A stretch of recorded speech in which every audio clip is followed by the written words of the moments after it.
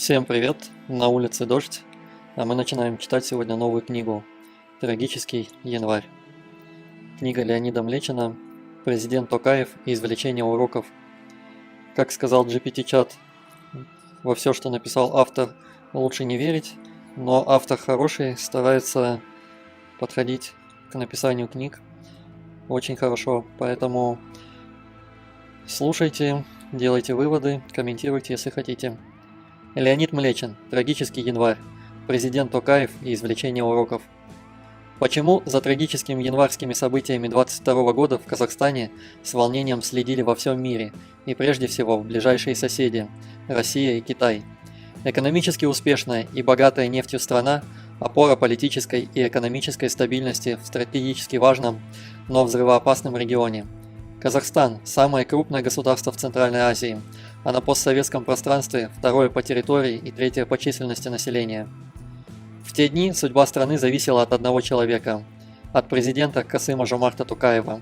То есть, кто все это затеял, исходили из того, что президент даст слабину, испугается, а может быть и уедет из страны. И сильно в нем ошиблись. Он не мог покинуть свою страну и сделал все, чтобы ее спасти. Недовольство, вызванное ростом цен на топливо, неожиданно переросло в масштабный политический протест, а затем в террористические акции, в антигосударственный заговор. Но до сих пор многое непонятно. О том, что же приключилось в январе 22 года, и о сегодняшнем Казахстане, который России сосед, партнер и союзник, рассказывает новая книга Леонида Млечина, побывавшего на месте событий. Также эта книга, как и все остальные, участвует в розыгрыше за лучший комментарий, поэтому пишите, комментируйте, если что, я вам ее постараюсь завести. И, как обычно, по вот этому QR-коду вы можете отправить донат на Каспи, либо по ссылке в описании на любую другую книгу, мы ее купим и почитаем вместе с вами. Всем приятного просмотра и прослушивания.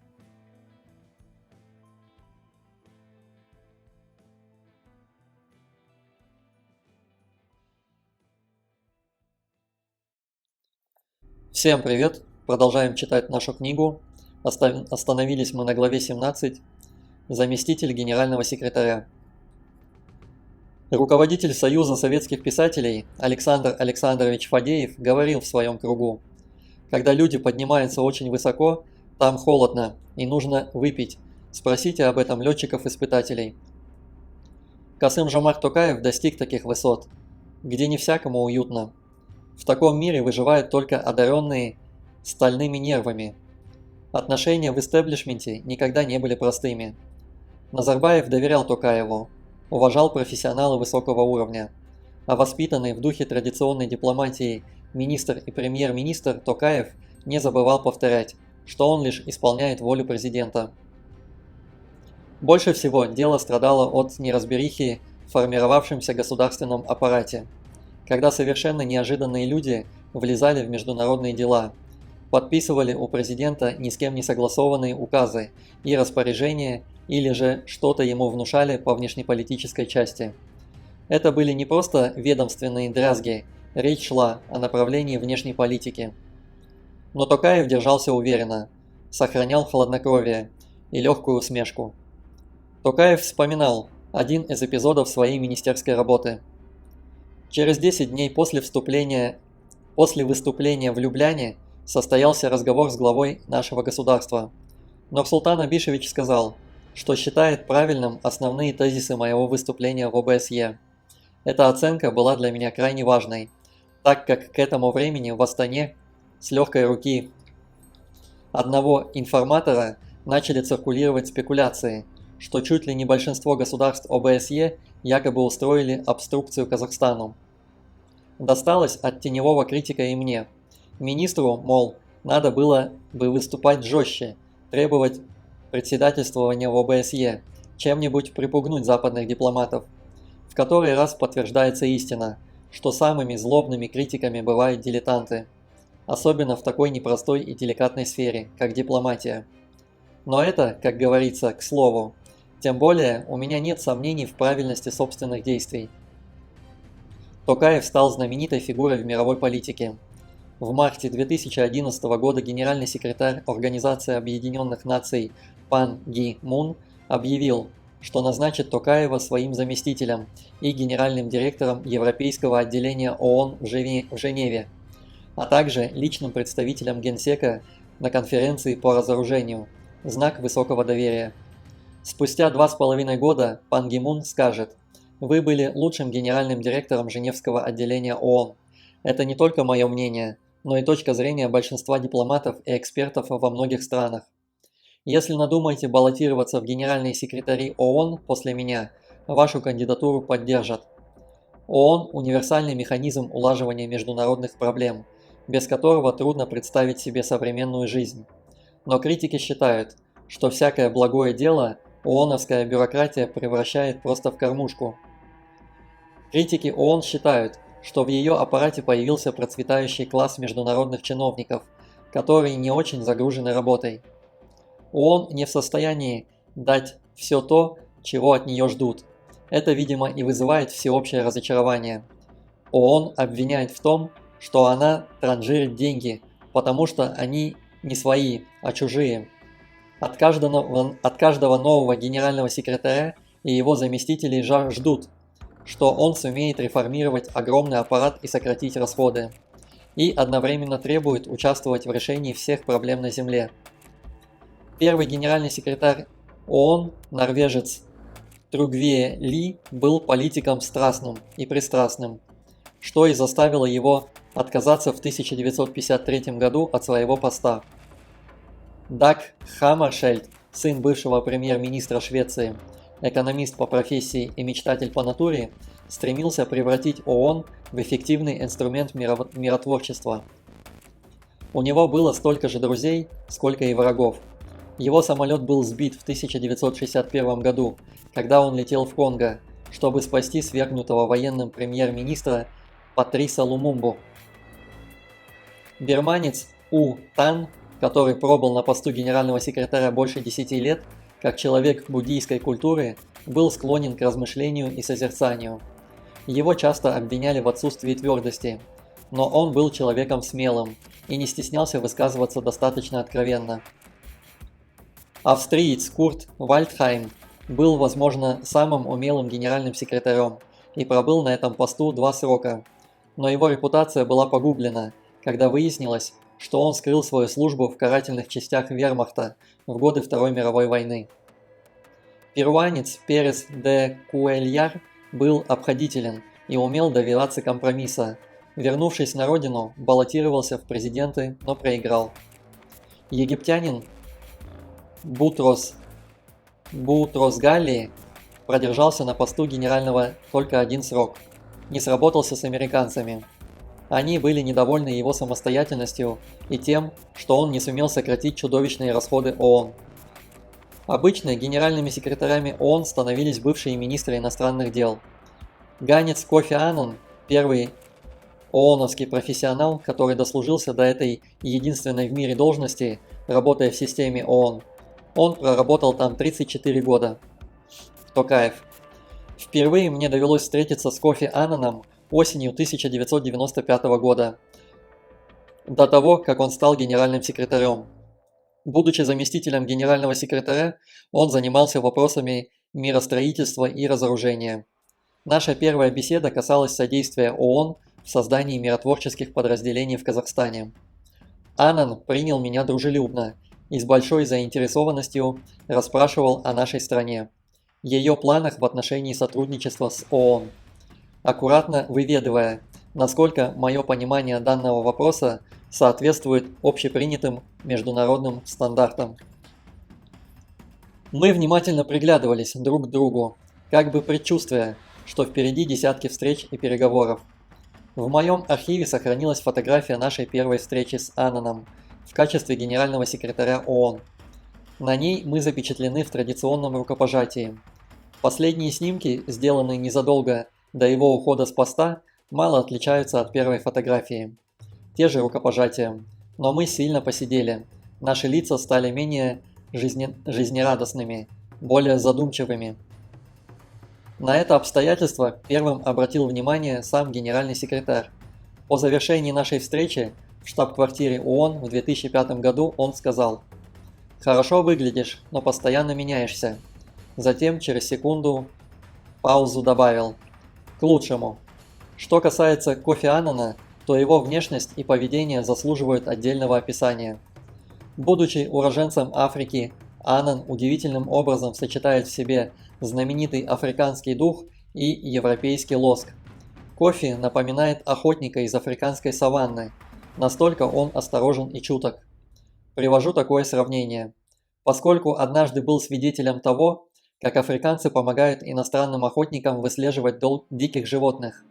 Они видят их следы и узнают животных по запаху, что людям, никогда не бывавшим в Африке, абсолютно не под силу.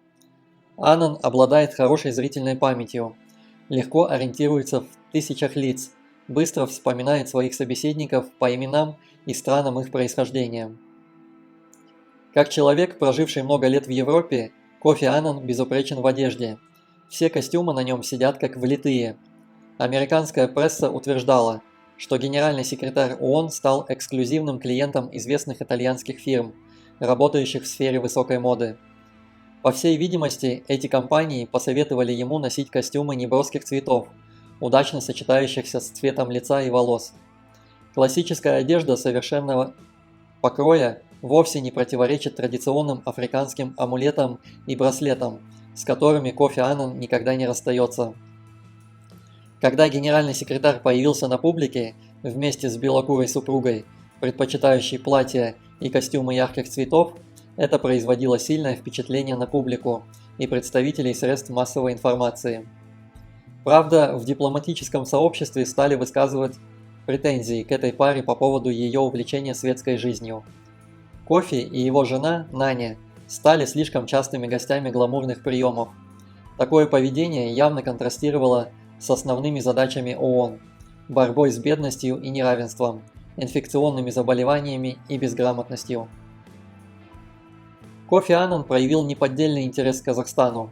В октябре 2002 года он прибыл в Астану из Улан-Батора, где пробыл 2 дня, и за это короткое время успел сильно устать от гостеприимства монголов. Протокольная служба генерального секретаря предупредила нас об этом неприятном моменте и обратилась с просьбой не усложнять его визит долгими застольями. Но мы и не собирались этого делать.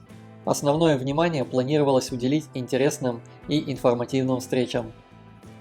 Генеральный секретарь был удостоен ордена Достык первой степени, что сделало его настроение почти праздничным.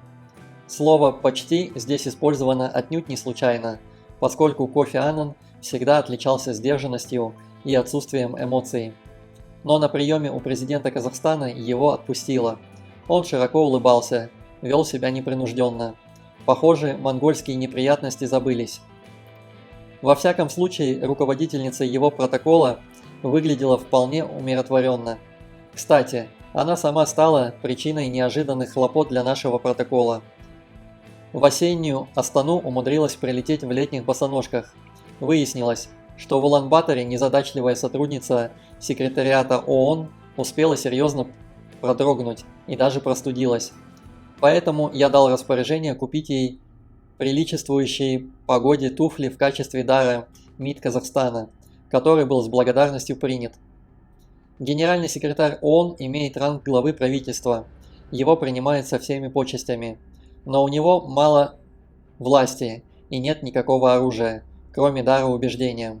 Он очень зависим от государств, которые избрали его генеральным секретарем, но он должен пытаться сохранить свою свободу от диктата великих держав. Своего рода человек-оркестр, одновременно судья и посредник, обязан быть беспристрастным, однако неосторожное слово, и на него может ополчиться полмира. Генеральный секретарь очень одинокий и уязвимый человек. Что бы он ни делал, критики ему не избежать. Слишком противоречивы интересы государств, входящих в ООН. Если его действия устраивают одни страны, то недовольны другие. Токаев.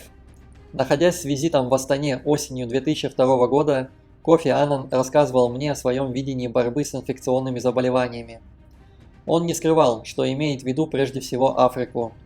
Уже тогда генеральный секретарь говорил о необходимости подбора правильных людей, которые могли бы использовать свое влияние и авторитет для сбора финансовых средств и пожертвований в пользу бедных стран.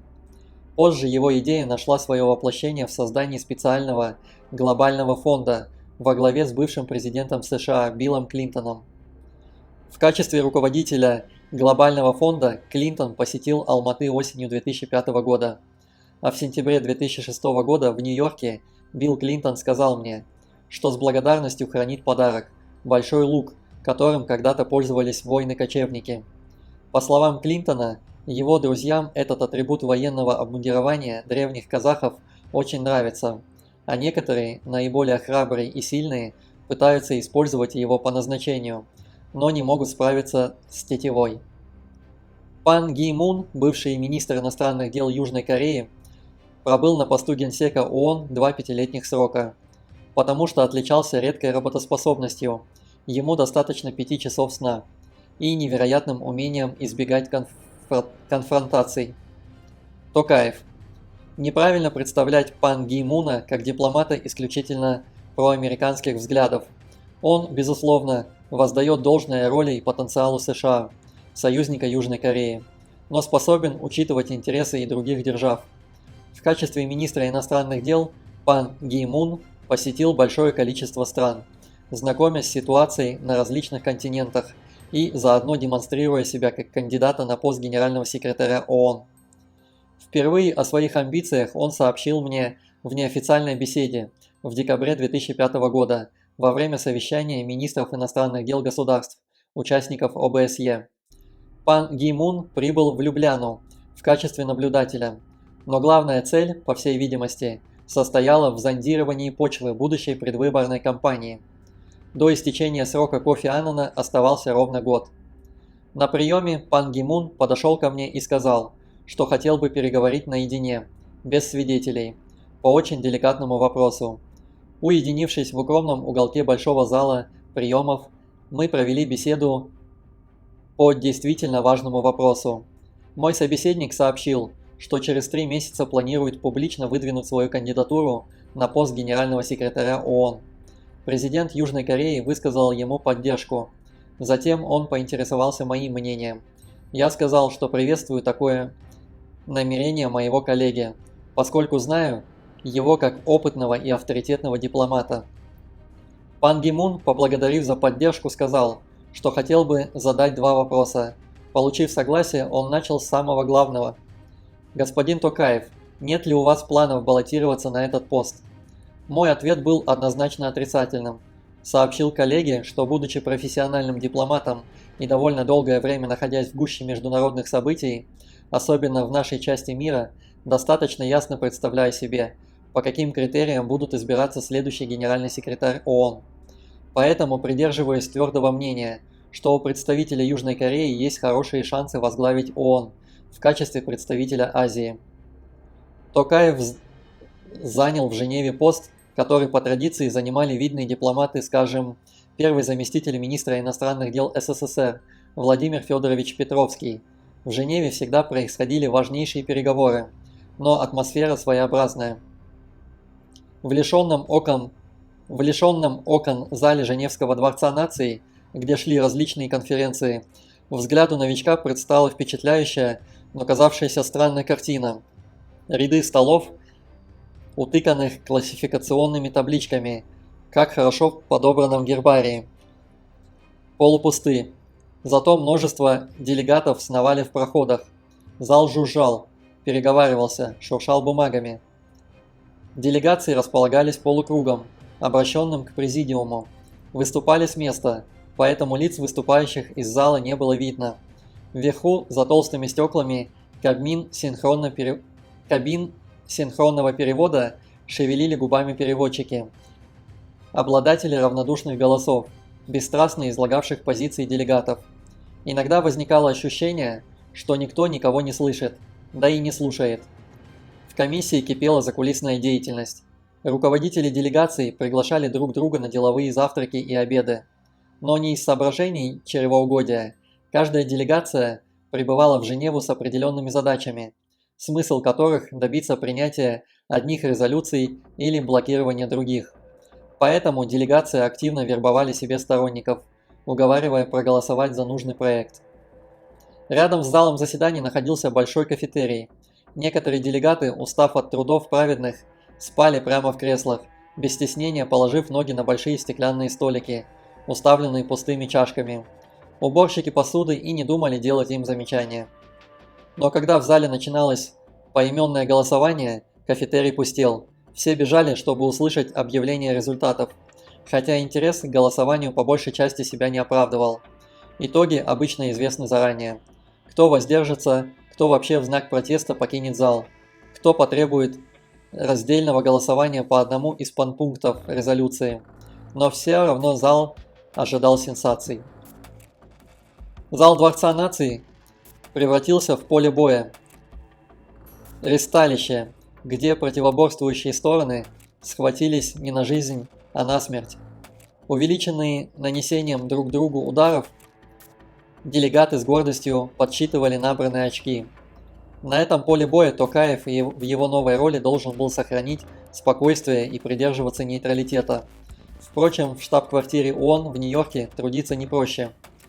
Касым-Жомарт Токаев. ООН живет своей неуспешной бюрократической жизнью. В ней царят собственные законы, традиции и обычаи, которые не подвластны амбициозным планам и проектам. Мне пришлось быть свидетелем удивительной, а по нашим меркам не совсем приятной сцены в штаб-квартире ООН.